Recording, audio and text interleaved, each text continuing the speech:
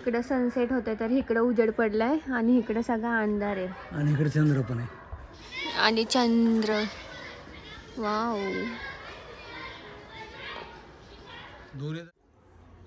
मम्मीने आणले मला गुरुवारचं जेवण हा ना आता हाय तर मग म्हणलं बरोबर 8 वाजता देत असते मी थँक्यू आता तिकडे गेल्यावर तुम्हाला किती वाजतात किती नाही म्हणून बा असं नाही करावं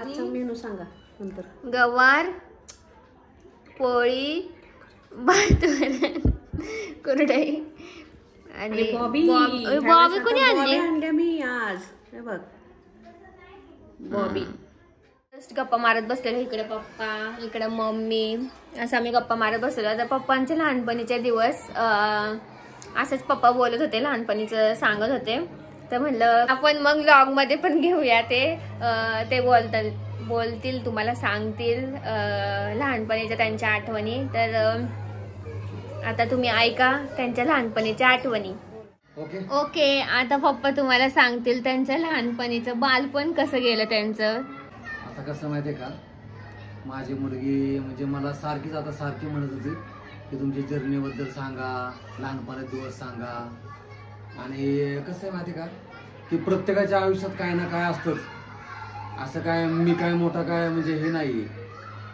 की सगळ्यांनी दिवस तसे हालाकीत काढलेले असतात त्याशिवाय मोठे दिवस येत नाही आता लहानपणचं कसं माझं की मी लहानपणी म्हणजे असं मला आजोबाजीनेच सांभाळलं आणि आमचे आई वडील आमच्या आत्याकडं राहायला होते तर मी पहिल्यापासून आजी आजोबाकडं राशीनला राहिलेलो म्हणजे आणि दुसरी गोष्ट म्हणजे आमच्या घराण्यामध्ये पहिला मुलगा त्याच्यामुळं पहिल्या वेळी लाईट आली 1970 साली 70-71 लाईट आली पहिली आणि आमच्या आजोबांनी म्हणजे मी झाल्यावर साखर वाटली होती पहिल्यांदाच आणि इतकं म्हणजे लाडात वाढलेलो पहिलाच मुलगा आणि हळूहळू दिवस असे गेले जवळजवळ बालवाडी पहिली दुसरी तिसरीपर्यंत मी राशीनला होतो आणि असे किस्से झाले लहानपणी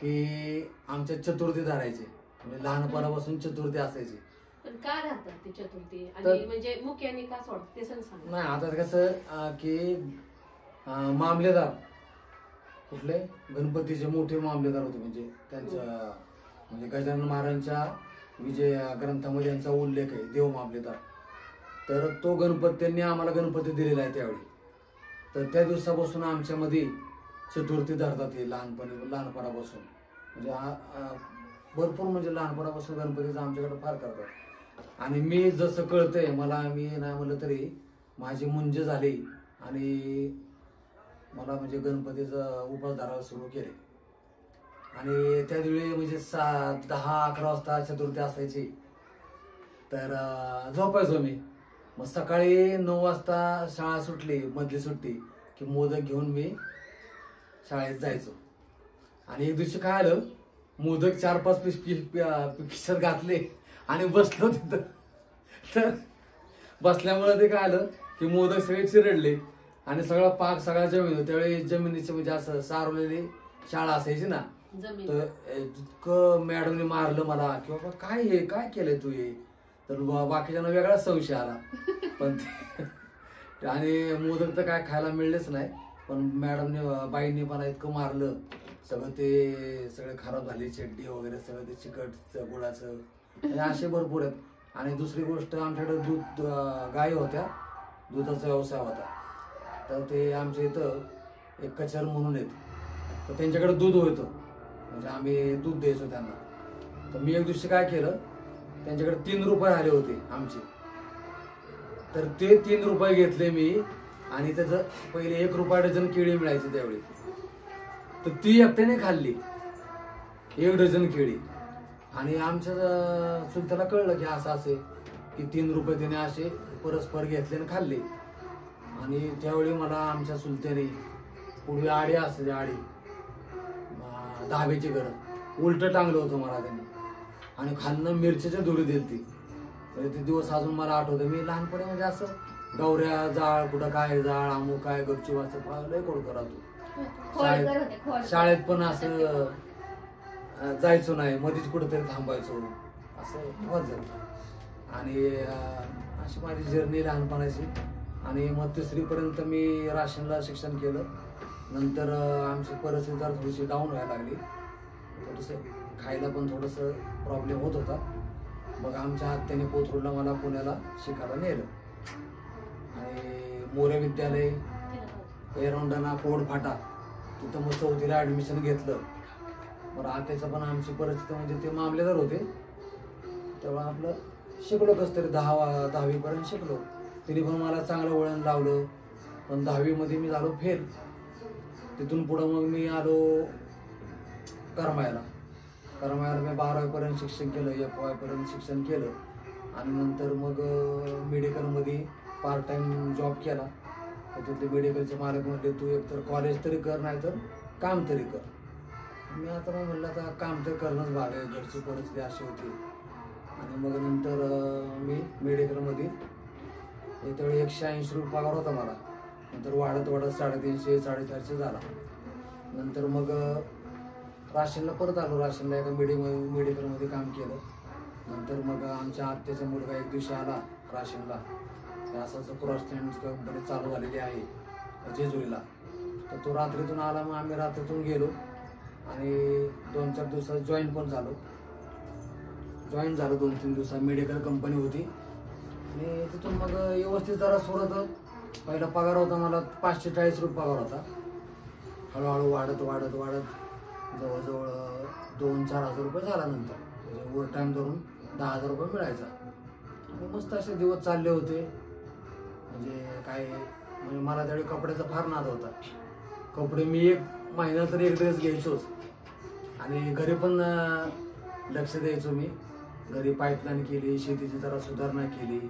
आणि माझ्या मागे 2 भाऊ आहेत, त्यांना पण थोडंसं आपलं सहकार्य करत त्यांचं पण चांगलं झाले. आता दुसरी गोष्ट मग नंतर कंपनीतून हळूहळू जसं मग लग्नाचा विचार चालू केला. आता त्यावेळी मला किती 4,000 पगार होता. तर आमचे सासरे म्हणले खरंच तू कंपनीत कामाला आहे का? म्हणलं बघा येऊन बघा कंपनीत आले ते सासरे बघायला. आणि मग त्यांनी बघितलं कंपनीत हाय मुलगा चांगला आहे. मग लग्न वगैरे झालं. लग्न झाल्यावर मला काय म्हणजे असं आम्ही 350 रुपयाचं सामान आणायचं दोघंच. आपलं मालकाचेच गादी देव सगळे मालकाचेच जेजुरीमध्ये रूम घेतली. आणि चाललो व्यवस्थित चाललो होतं सगळं जेवण. आता लग्न लावताना काय आलं माझ्याकडे काय पैसे नव्हते. मी त्यांना काय म्हणलं मला 10,000 रुपये हुंडा द्या आणि मी माझे 100 माणसं आणतो लग्नाला. आणि चिंचवड गावामध्ये लग्न झालं. मम्मी भाबून म्हणते 20,000 मागितले. आणि 5,000 तोळा त्यावेळी सोनं होतं. 5 तिला 1 तोळा सोनं केलं. किती 1 ग्रॅम का किती का तोळा सोनं? 5,000 तोळा. 5,000 तोळा सोनं होतं ते तिला केलं. 7,000 रुपये गाडी भाडं. असं कसं तरी लग्न ते ऍडजस्ट करून ते बसवलं मी. आणि लग्न करून आलो मस्तपैकी.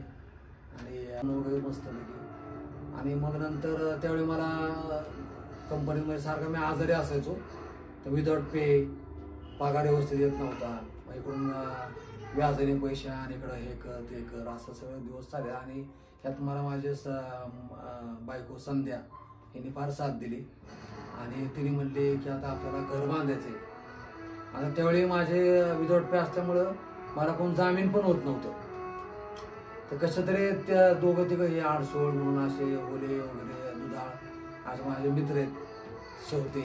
यांनी जरा थोडंसं विचार करून 80,000 रुपये कसं तरी मिळले लोन. आणि हे जे आज घर झालेले ते माझ्या बायकोमुळं म्हणजे संध्यामुळं झालेले. आणि तिथून पुढं हळूहळू ते घर घेतलं, घर बांधलं.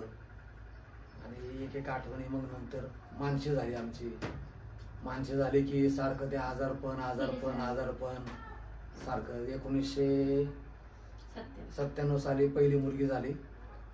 आणि नंतर आमची मग दुसरी 2000 मध्ये 2001 मध्ये आकांक्षा झाली. आणि आकांक्षा म्हणजे म्हणजे मला मुलगाच पाहिजे होता, मुलगी नको पाहिजे होती. पण जशी आम्हाला माहित होतं ही मुलगीच होणार आहे. आणि मुलगी झाली, तिला बघितलं की आमचं सगळं टेन्शनच दूर झालं. इतकी गोरी पान. आणि आमची आजी पण त्यावेळी म्हणजे 1 वर्षापूर्वी जरा वारली होती. तर बरेच लोक म्हणले की तीच जन्माला आली आजी. आणि आजीचं माझं म्हणजे कॉन्टॅक्ट इतकं चांगलं होतं. आणि ती आल्यापासून आमच्या घराची भरभराटच झाली. म्हणजे इतकं तिचा पाय गुण आहे. आणि अजून पण तिला मला ती आजीगतच वाटते. म्हणजे मला रागवते, बोलते सगळं. आणि तिचंच सगळं ऐकतात घरात पण. मग ती जरा थोडीशी आहे, जरा म्हणजे मायाळू पण आहे, डेंजर पण आहे, सॉफ्ट पण आहे, सगळं आहे. नंतर मग मस्त मी आता हळूहळू शिक्षण 10वी माणसे 11वी 10वीत गेले की कंपनी बंद पडली आमची. कंपनीमध्ये नाही म्हणलं त्यावेळी 20,000 पगार होता आम्हाला. कंपनी बंद पडली की थोडं प्रॉब्लेमच झाला एकदम. म्हणजे गडीच बसली ना. 3 महिने पगार झाला नाही, LIC होत्या सगळ्या बंद झाल्या. मग आता काय करावं, सगळं ब्लँक पुढं. जवळजवळ कंपनीतले 100-150 लोक बाहेर उभे होतो. आणि ते कंपनीचे मालक रात्रीतून कुलूप लावून दिल्लीला गेले निघून. आम्ही उपोषणला बसलो. आम्हाला 3-4 लाख काय ग्रॅज्युएटचा फंड बिंड अमुक 4 लाख उपोषण. मी उपोषण मध्ये पण होतो. उपोषण इतकं आम्ही कडक केलं की पाण्यावर फक्त पाणी. 10 दिवस उपोषण केलं तेव्हा मालकाला जाग आली. आणि मग इथले जे काय पॉलिटिक्स मंडळी त्यांनी सगळं हे करून मग आम्हाला 3-3 लाख मिळले. आणि पदरचे काय आपले 1 लाख प्रायव्हेट फंड अमुक असे 4 लाख मिळले. आणि आमच्यावर कर्ज होतं. आता मला त्यावेळी 4 लाख रुपये कर्ज होतं. म्हणजे मला जे 4 लाख जे मिळले ते सगळे म्हणजे बँकेने कंपनीवर केस केली की वर्करला जे पैसे देताल तुम्ही तर ते सगळे आधी ह्या बँकेत जमा झाले पाहिजे प्रत्येकाच्या आम्ही. तर मला त्यात कर्ज मिटून 120 रुपये काय 200 रुपये आले. आता काय करायचं, LIC सगळ्या बंद केल्या. 1 लाख रुपये जवळ LIC 2 लाखाचे होते, काहीतरी 80,000 मिळले. ते सगळ्याचं देणं वगैरे देऊन टाकलं सगळ्यांचं. बरं घरी पण परिस्थिती आमची जेमतेम. शेती आहे पण पाणी नाही. बागाची शेती तर आम्हाला अजिबातच नाही. त्यामुळे घरनं पण आधार नव्हता, थोडा आधार होता आपला. पण मी पहिल्यापासून घरचा आधार घेतलाच नाही. मी स्वतःच्या पायावर उभा राहिलेलो आहे. घरचे देत होते मला, पण मी त्यांना म्हणलं नाही, तुम्ही तुमचं सांभाळा, मी माझं सांभाळतो. दुसरी गोष्ट मग हळूहळू मग प्रसाद पुढे खंडोबाची ते इथले तांबोळे म्हणून आहेत, त्यांनी मला ते प्रसाद पुढे कसे करायचे शिकवले. आणि 1 पुडा जर खंडोबाचा शिरमोडचा केला तर रुपये त्यावेळी मिळायचा. म्हणजे महिन्याला 5-6 रुपये मिळायचे. त्याच्यावर आम्ही दिवस काढले कस तरी. आता स्वतःचं घर होतं त्यामुळे काय काळजी नाही. नंतर मग आता मी ब्राह्मण, तर मला आरतीच पण येत नव्हती, साधे मंत्र पण येत नव्हते, धोतर सुद्धा घालायला येत नव्हतं. मग ते तांबोळीने इथले केळकर काका म्हणून आहेत, ज्योतिष आहेत प्रसिद्ध ब्राह्मण, त्यांच्याकडे मला नेलं. तर मी त्यांना सांगितलं मला आरती येत नाही, मंत्र येत नाही, धोतर स्वान नेसता येत नाही. कारण काय आमच्यात म्हणजे भिक्षुकी नव्हतीच ना पहिल्यापासून. आणि मग हळूहळू त्यांच्याकडे गेलो, शिकलो. आता मी त्यांच्याकडेच आहे. आणि स्वतः पण पूजा घेतो मी. म्हणजे आता बरं आहे, म्हणजे व्यवस्थित आहे. म्हणजे काय काय ना आपलं 30-40 रुपये महिन्याला मिळतं. आणि मुलगी पण आता थोडी कामाला लागलेली, त्यामुळं तिचं पण जरा व्यवस्थित चाललेलं आहे. तसेच दुसरी मुलगी आता यूट्यूबर आहे, तिचं पण हळूहळू ती पण BCom झाली. एक पोरगी MCA झाली. पोरीनं शिकवलं बचत गट काढ, कुठं काय काढ, अमुक काढ, व्याजाने पैसे काढ, सगळं असं करून आमची जर्नी पुढं पुढं पुढं पुढं घे. आता हळूहळू दिवस चांगले यायला लागलेत, चांगले म्हणजे खाऊन पण सुखी आहेत. बँक बॅलन्स नाही आमच्याकडं, पण खाऊन पण सुखी मस्त एकदम. आणि घर आपल्या नावावर आहे सगळं. मंडळी पण आमची चांगली साथ देते, पोरी पण चांगल्या. दुसरी गोष्ट कोथरूडला म्हणजे मी 7वी 3री ते 7वी कोथरूडला शिकलो. त्याचे माझे 3 जीवलग मित्र, एक आगाशे, एक रामेश्वर ढाळे, त्याचा सोनाराचा बिझनेस होता, आणि एक दरोडे. ह्या 3 मुलांनी मला इतकी साथ दिली की आता काय काय गोष्टी मी काढत नाही, कारण आत्याकडे मी राहिलो, तिने मला शिकवले, बिन पैसे घेता शिकवलेले. म्हणजे आमच्याकडून काही पैसे नव्हते, त्यामुळे मी जरी तिने मला थोडा त्रास दिला, आता नाही येते बिचारी, ते 2 आहे, जरी त्रास दिला असला तरी मी तिथं चांगलं शिकलो, मला चांगलं वळण लागलं. त्यामुळे मी ते बाकीचं काय काढत नाही. जाऊ दे, चला थोडंफार इकडे तिकडे माणूस आपण स्वतःच्या पायावर उभं राहिलेलं आहे. आता माझ्या डोळ्यात खरं पाणी येतंय, पण जाऊ दे चला. पण त्या आत्याने मला भरपूर सांभाळलं 10वी पर्यंत. काका खूप कडक होते सांगा. आणि आमचे म्हणजे त्यांचे मालक केंदळे काका कडक होते. ते मामलेदार होते, अभ्यास करून घ्यायचे, पहाटे 4ला उठवायचे. पण मी त्यांनी उठवलं की त्यांना बडबड करायचो.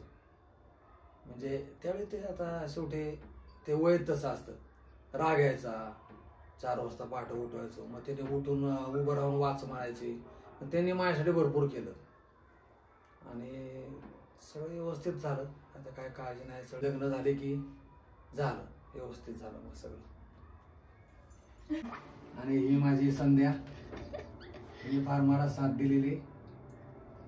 म्हणजे आम्ही कधी आजपर्यंत एकमेकाशिवाय कधी राहिलोच नाही, असं सोडून आहे ना, कधीच नाही. जाताना पण दोघच कुठं गेलं तरी येताना तिच्याबरोबरच यायचं. नंदीत आमचं नवीन लग्न झालं ना, तेव्हा आम्ही इथं नंदी चौकात रूम घेतली नंदी चौकात. तिथं छोटीच रूम होती, पण छान होती. मस्त असं अगदी खंडोबाच्या पायथ्याशी सारखे माणसं येणारे जाणारे म्हणजे मी तर नव्हते बाहेर जास्त बसत, पण छान होतं तिथं.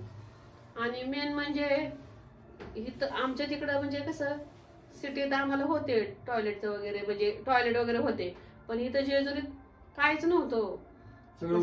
हा, इतकी भीती वाटायची ना जायची. पण काढले दिवस. आणि नंदी चौकात आमचं लग्न झालं ना, तेव्हा आम्हाला म्हणजे घरच्यांचं म्हणणं होतं की नाही का इकडं राहायचं नाही. त्याच्यामुळे आम्ही काय भांडी वगैरे काय आणली नव्हती तिकडनं. आम्ही घरमालकीनीची भांडी, घरमालकीनीचीच गादी, घरमालकीनीचीच देव, तिचीच रॅक, पिठाचे डबे, गादी, झोपायला पण सतरंजी फक्त आणली होती आपण लग्नात दिलेली, आणि एक चादर. त्याच्यावर आम्ही इथं जेजुरीत आलेलो. तेवढ्यात आता हे केवढा पसारा झालाय बघा. आणि त्यावेळी मला म्हणजे आमच्या कंपनीतला मुलगा वारला होता लातूरला, आम्ही गेलतो. ती मला भीती बसली आणि म्हणजे आम्ही ठेवणार होतो हिला, म्हणजे 15 वर्ष इकडं 15 वर्ष तिकडं. पण मी आईला म्हणलं मला काय रात्री म्हणजे भीती वाटते, तर मी संध्याला घेऊन येणार म्हणलं. तर त्यावेळी थोडासा विरोध झाला आमच्या घरच्यांचा, किंवा लगेच कसं काय तू हे करतो, बिराड करतो. पण त्या आम्ही कसं तरी दिवस काढले, कारण मला अजूनपर्यंत मी एकटा झोपत नाही. अजूनपर्यंत मला ती भीतीच बसलेली. कोणतरी लहान पोरं जरी असलं तरी मी झोपल, पण एकटा कधीच रूम मध्ये अजून झोपलो नाही, है ना. नंदी चौकात पण मस्त दिवस होते आपले. तिथंच आम्हाला मग नंतर हळूहळू आमचं आपलं जीवन बदलत गेलं. मग मानसी तिच्यात 2-2.5 वर्ष आमचे त्याच्यात गेले, दवाखान्यातच गेले. दवाखाने, दवाखाना तिचा सारखा हो, सारखे आजार, निमोनिया झाला होता, परत तिला सारखे आजारी असायचे. त्यावेळी पगार किती असेल मला 2-4 हजार असेल. पण मानसीचं म्हणजे पुण्यात ट्रीटमेंट चालू होती, म्हणजे तिला सारखा म्हणजे डिसेंट्री सारखा त्रास होता सारखा. आणि मग पैसा नसायचा. मग अक्षरशः जेजुरीमधनं काय काय ठिकाणी मी व्याजाने पैसे आणायचो आणि मग आम्ही पुण्याला जाऊन तिची ते ट्रीटमेंट केली. आणि दुसरी गोष्ट, ट्रीटमेंट केली आणि एक बाई आम्हाला म्हटली की काय म्हणजे डिसेंट्री सारखी काय होती. तर मला असं होतं वादीला काय तर म्हणतात ना, हागरबाळचं काहीतरी म्हणतात म्हणायची. तर ते तिला होतं. आणि मग एक बाई म्हणली तुम्ही काय करा, म्हशीचं दूध चालू करा तिला. आणि काय तुम्हाला सांगतो, तिला म्हशीचं दूध दिल्यापासून तर ऑटोमॅटिक तिचं टॉयलेट म्हणजे हागरबाळचं नष्ट झालं. म्हणजे इतका आम्ही खर्च केला, व्याजाने पैसे काढले, तिला दवाखाना सारखा, तिचं पण म्हणजे अशक्तच होती ती, पण सारखं ते प्रॉब्लेमच झालं तिला सगळं. आणि ते दूध दिल्यापासून तिचं सगळं ओके झालं, है ना.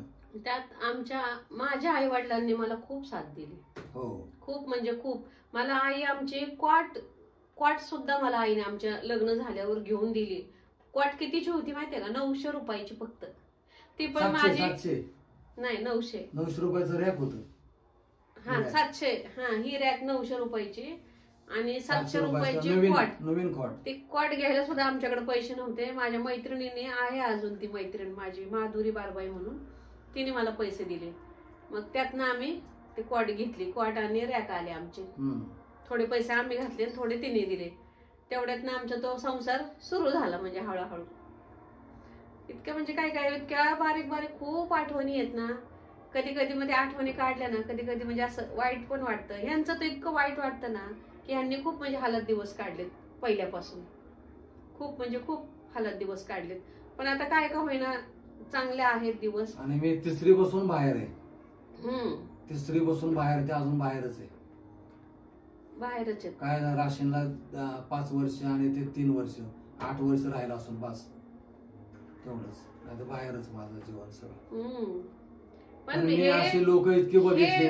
हे महत्वाचं आहे की हे बाहेर पडल्यामुळे हे स्वतः सुधारलेत. हो ते मात्र एवढे हे सुधारलेत. हे बाहेर पडल्यामुळे यांची खूप सुधारणा झाली. त्यांच्या स्वभावात चेंज झाले. पण ते काय काय गोष्टी खटकल्या, खटकणाऱ्यांना खटकलं. पण आता शेवटी बाहेर पडल्यावर चांगले येते. बाहेर पडल्यामुळे ते सुधारले. एवढं मला काय काय जेजुरीत घर आहेत.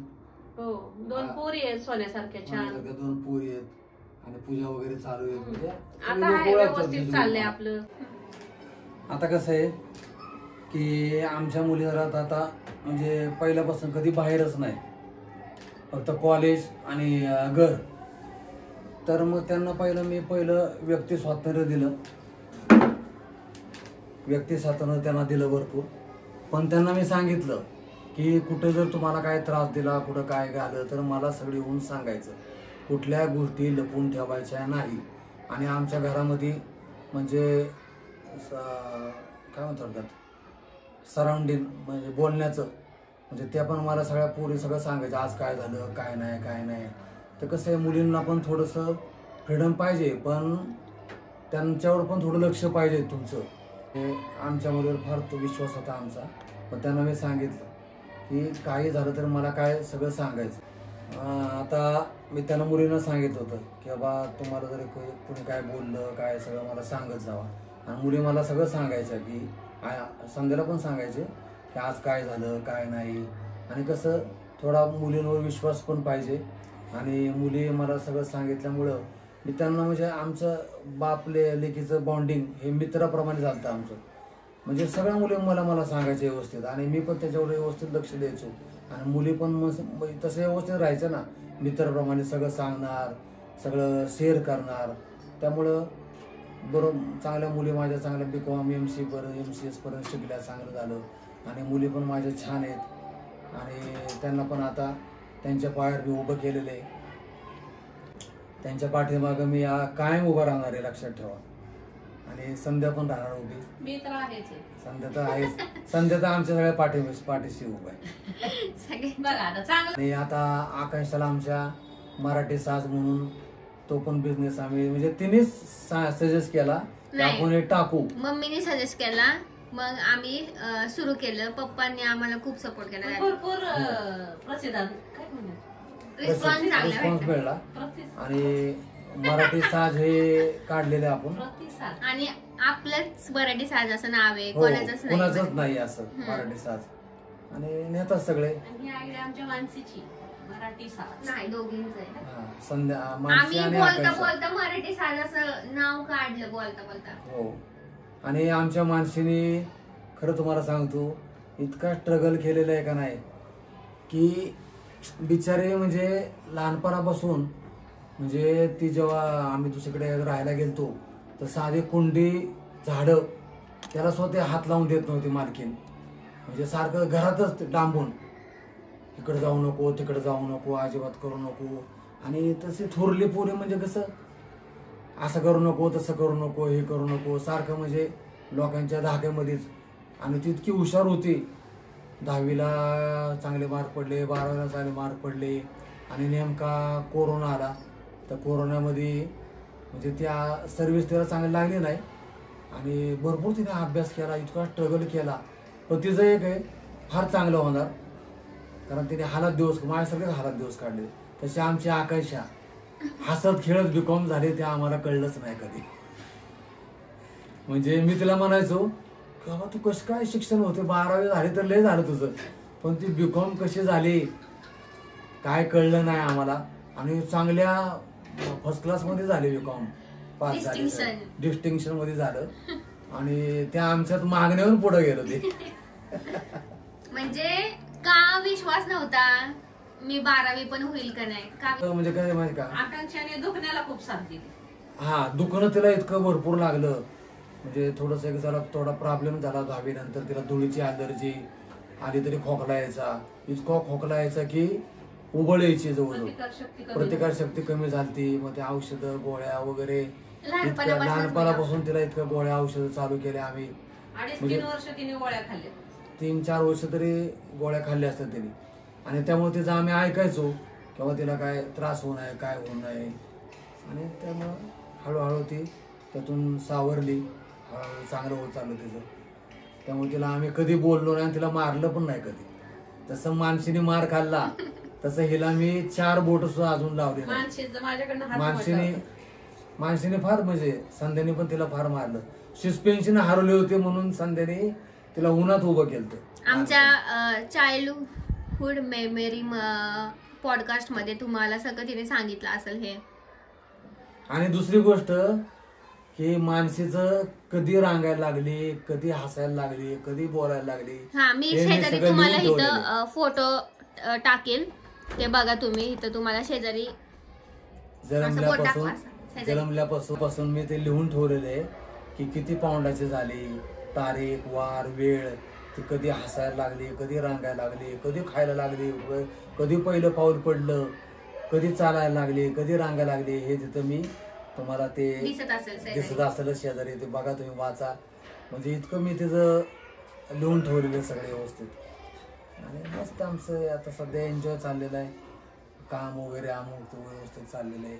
मानसी पण तिथं चिंचवडला कामाला लागलेले आहे, त्यांना पण रूम घेऊन दिलेली. आम्ही पण तिथं कधी शनिवार रविवार जातो. आमचे आई वडील पण इथे येतात, मी तिकडे जातो राशनला. म्हणजे सगळं व्यवस्थित आहे, काय आता काय काळजी नाही. दुसरी गोष्ट आमची मंडळी म्हणजे संध्या, म्हणजे तिला पण जरा थोडंसं दुःख आहे. तिची आई वडील वारले, आई वारली, बहीण वारली, भाऊ वारला. म्हणजे 1-2 वर्षाच्या अंतरावर हे सगळी मंडळी तिची गेली. ती आता एकटीच आहे सध्या. तिला म्हणजे असं मनातला हे व्हायचं की आता आपला नंबर आहे, आपला नंबर आहे. म्हणजे ती ह्याच्यामध्ये गेली, डिप्रेशनमध्ये गेली सगळी खाली. तर तिला आम्ही तिघीन, त्या माझ्या 2 पोरी आणि मी, तिला हळूहळू म्हणजे सगळं बोलून व्यवस्थित करून डॉक्टर वगैरे अमुक तिचं स्कॅन बिन काढलं, अमुक काढलं तिला. म्हणजे त्यातून आम्ही बाहेर काढली. आता तिचं व्यवस्थित आहे, आता काय काळजी नाही. पण ती पण डिप्रेशनमध्ये गेली, कारण अशा गोष्टी झाल्या ना 3-4 एवढे सगळेच म्हणायला लागले ना. मग सगळेच लोक म्हणायचे बाबा तू एकटीच राहिली. लोक पण ना खचवायचं वागतात, साथ द्यायची सोडून. तिला म्हणायचे तुमचे आई वडील गेले, मुलगी बहीण गेली, भाऊ गेला, तुम्ही एकटेच राहिले. महिला वाटत मी एकटेच राहिले म्हणलं का मी जाते का काय. आणि लोक इतकी खचवतात ना. लोकांबद्दल बोला जरा पप्पा. लोकांबद्दल तर आम्ही एक ब्लॉग केलेला आहे.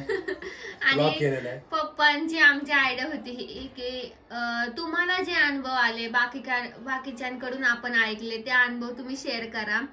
तर तो पॉडकास्ट जरा खूप जणांना टोचल्यासारखा आहे, पण सत्य आहे, कडू आहे पण सत्य आहे. आणि मुलींना सांगितलंय मी, जिथल्या तिथं कोण बोललं की त्यांना लगेच उत्तर द्यायची, घरीपर्यंत तिथं आणायचं नाही. कारण काय होतं, माणसाचे गैरसमज होतात की तो बोलला, हा बोलला, मग ते सारखं भांडणात रूपांतर. त्यापेक्षा कोण बोलल ना तिथल्या तर क्लिअर करायचं, माणसाचा गैरसमज दूर करायचा. आता आम्ही हे धरले 2024 साल हे आमच्यासाठी फार चांगले. आणि आम्ही असं सध्या पॉझिटिव्ह भूमिका घेतलेली की चांगलंच होणार आहे. आणि नजर ना लगे किसी की नाही, नजर ही आपल्याच माणसाच लागते. लक्षात ठेवा, नजर काय आपल्याच माणसाच लागते. म्हणजे जवळचे जे असतात तेच नजर लावतात, बाकीचे लोक नजर लावत नाही. लोकांना काय पडते काय तुम्ही काय करताय काय नाही, काय चाललंय काय नाही. लोकांना काय असते, आपले जवळचीच माणसं असतात ते नजर लावतात आपल्याला. लक्षात ठेवा. कधी पण त्याच्या आयुष्यामध्ये घडतं. तर मला आकांक्षा म्हणली किंवा तुम्ही काय तर तुमची जर्नी सांगा लहानपणापासून.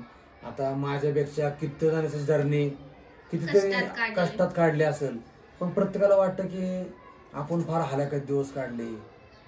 पण मी पण हलाखत दिवस काढले, अनुभव की बाकीच्यांना पण त्याचा उपयोग होईल पुढच्या दृष्टीने, की काय केलं पाहिजे काय नाही केलं पाहिजे स्वतःच्या पायावर. आणि मी माणसाला आमच्या मुलीला सांगितलं की तुझ्या स्वतःच्या पायावर तू उभे राहा, त्याशिवाय तुझं लग्न मी करणार नाही. आणि सगळ्यांनी असंच बोललं पाहिजे. हो, कारण माहितीये काय, तुम्ही आता चांगला एखादा मुलगा स्थळ देऊन तुम्ही केलं, लग्न केलं, उद्या काय प्रॉब्लेम झाला, काय होऊ शकतं. अशा कितीतरी घटना आहेत की मुलाची नोकरी जाते, त्याला आई वडील नसतात, काय काय काय काय सांगतात की मी नोकरीला आहे, मी IT पार्कमध्ये, तर ते काय नसतं, काय काय खोटं पण असतं. मग त्या मुलीने काय करायचं, ती कुठं जाणार, मग ती येणार तिकडे आई वडिलांकडे किंवा काहीतरी स्वतःचं बरं वाईट करणार. पण जर स्वतःची नोकरी जर असेल तर ती नोकरी करू शकते ना ती, जरी काय प्रॉब्लेम झाला तरी.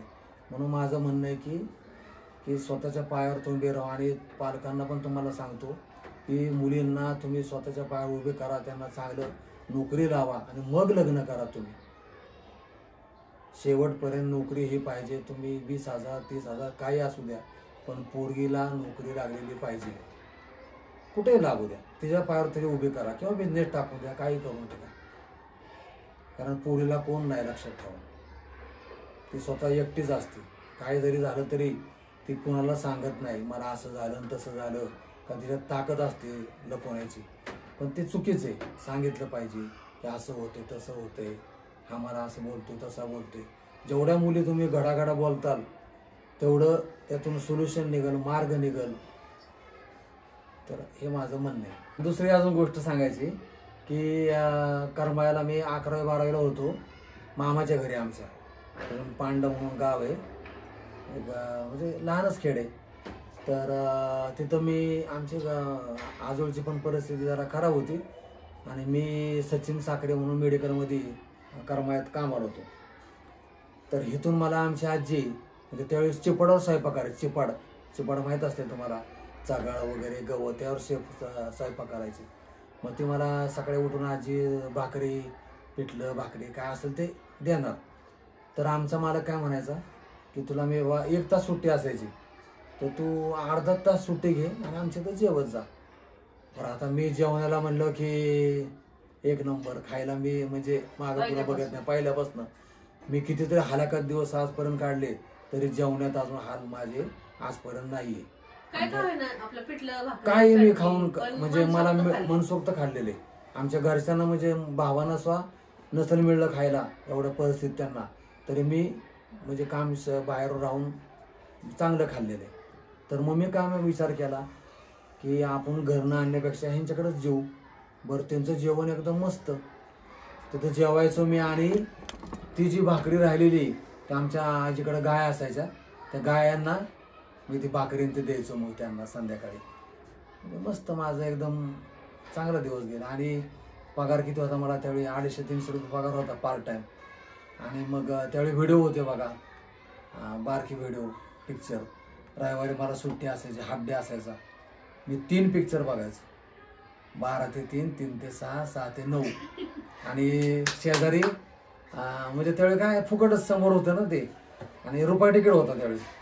आणि गुजरातला जे एक खानावळ होती तिथं 7 रुपयाला भरपूर जेवण. आणि त्यांच्या बारक्या बारक्या चपात्यात असल्या, इतकं मस्त जेवायचं का नाही. म्हणजे 3 पिक्चर बघून संध्याकाळी जेवण, परत सकाळी कॉलेजला जाऊन दुपारी परत मेडिकलमध्ये कामाला. म्हणजे मस्त दिवस काढले. ते दिवस आठवले ना, आता किती जरी पैसा असला तुमचा तर ते दिवस परत येणार नाहीत. त्यावेळी विट्टी दांडू, गोट्या, भोवरे, सुरपारंब्या, लपाछपी, चोर पोलीस, परत ते डॉक्टर त्यावेळी पुण्यातला खेळ होता डॉक्टर म्हणजे तो खेळ. पण आता नाही, आता सगळे गेम, तुमचं मोबाईल, TV. त्याच्यामुळे पोरांना अजिबात कुठं वावच नाही, खेळायला पण जागा नाही. कुठं दुसरीकडे गेला की आमच्याकडे येऊ नको, तिकडे येऊ नको. पण पूर्वी खेड्यामध्ये चांगलं होतं, दिवस चांगले मस्त जायचे, मस्त दिवस काढले मी.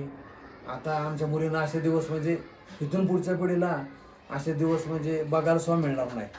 त्यामुळं खेड्यामध्ये पण सगळ्यांनी सुट्टीला जात जावा, तिथले खेळ वगैरे काय सगळं बघत जावा, पोरांना पण दाखवा. स्पेशल फील केलं मम्मीने पप्पांना. मम्मी इकडून बोलवूनच टाकते. आणि इतकं वर्ष झालाय माझ्या फुग्याचा, वा. असं वाटतंय मी स्वप्नातच आहे. स्वप्नात नाही ना सांगत.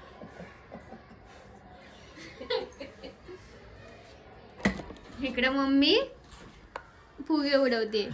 म्हणजे संध्याला आमचा आनंद झाला की त्यांच्या मनातलं सगळं मी सांगितलं ना. पहिले दिवस जरा पहिले दिवस आठवले, त्यामुळे ती इतकी खुश झाली की आमच्या घरात सगळे फुगेच उडवायला लागले.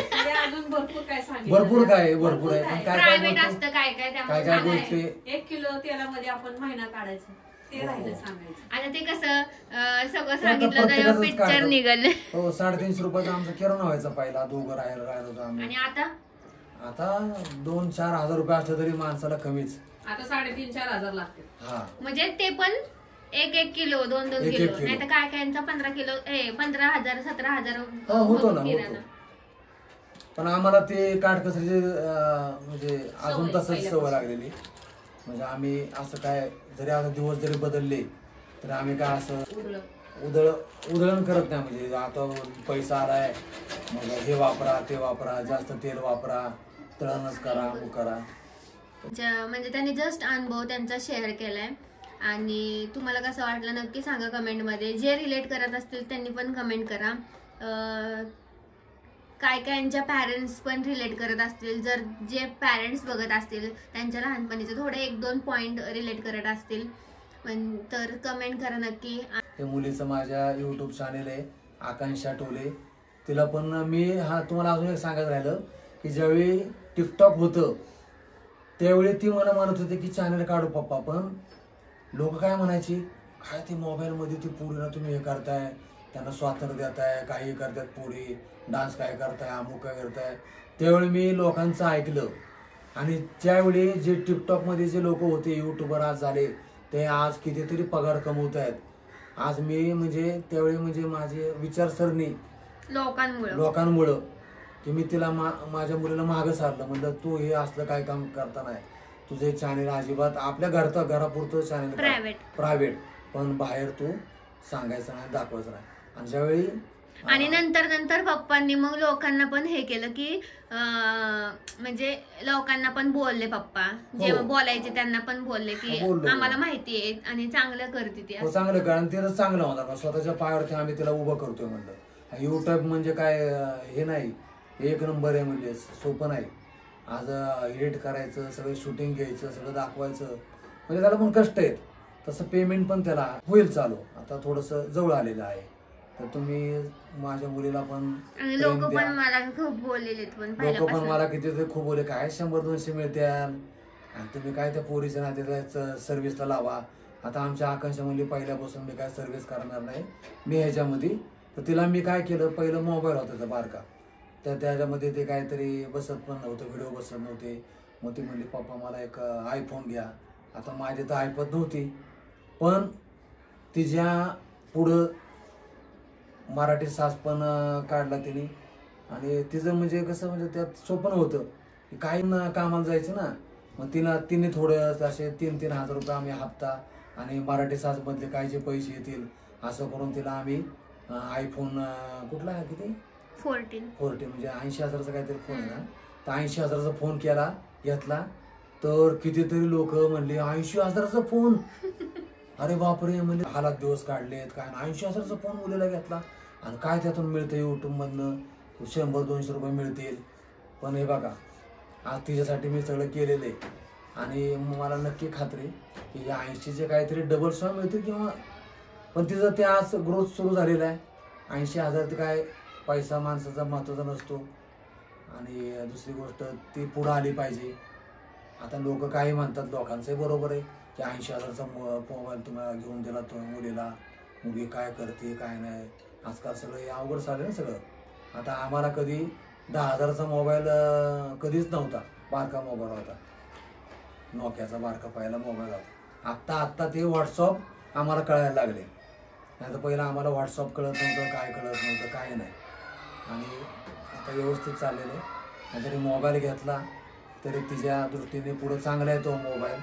आता आजकाल तर सगळी फॅशन झालेली, 2-2, 3-3 मोबाईल लोकांकडे असतात. 80,000 आणि आयफोन आता काय कॉमन झालेला आहे आता. कॉमन झाला आहे.